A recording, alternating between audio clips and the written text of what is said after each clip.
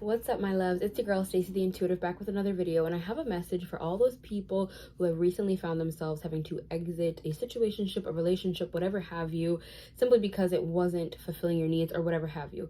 I feel like a lot of people I see on my feed and things like that are struggling with the whole like no contact, or just like, releasing the energy in general. And something that I have been consistently telling myself is I find myself in this healing phase of releasing a relationship that didn't work out and releasing a connection and stuff, that I had high hopes for. Is I reiterate and remind myself consistently of the fact that whenever I feel these feelings of missing them or lack or loss or, loneliness, whatever have you, I have to remind myself that these feelings, true and valid though they may be, are feelings that I felt in the situation the entire time. They were feelings that I felt consistently, the very feelings that made the relationship unsustainable, the very feelings that required me to have to release the situation in the first place. The feeling of loneliness is not something that I'm just now feeling because the person, is no longer physically there. It's a feeling that I felt when they were there too, when they couldn't show up for me, when they weren't meeting my needs and things like that. The feelings of missing them are feelings that I consistently had to feel too, as we never had adequate amounts of time made and accounted for to spend with each other. So whatever it may be for you, it'll show up in whatever place it does for you. But as you're in these feelings, ask yourself, are these the exact same feelings that I was feeling in the situation?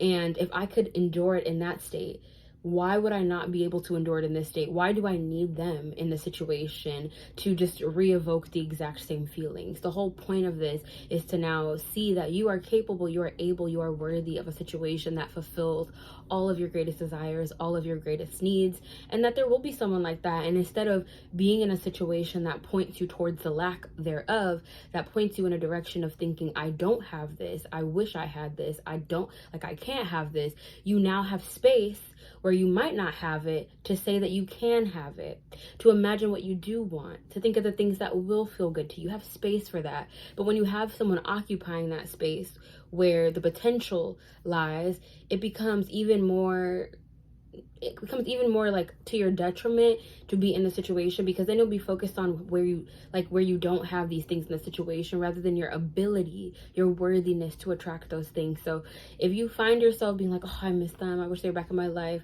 okay, that's very valid, very true, whatever. But at the same time, would you be feeling a feeling reminiscent to this, similar to this, if they were in your life again? Would you be feeling feelings of unmet needs or, inadequate fulfillment in that situation if they were back in your life? If the answer is yes, then that will almost certainly deter you from taking any actions in a direction that is not within your highest good. It'll almost certainly just kind of like remind you of the fact that these feelings, first of all, come from within you, right? Because if they exist without the person, that means that they emerge from within you. There's things that exist on account of you, but at the same time that you're more than capable of handling these feelings. And the only difference, the beautiful difference now, is that now you have the potential to actually create something new, to ponder a different feeling without consistent feelings of disappointment or, unmet expectations or needs, guys. So you can do this, y'all. You got this. It's really just a battle of wills is what I'm finding at this time. It's like, there was a point where my will was more in the direction of sulking and being sad about it. But then I had to say, you know what?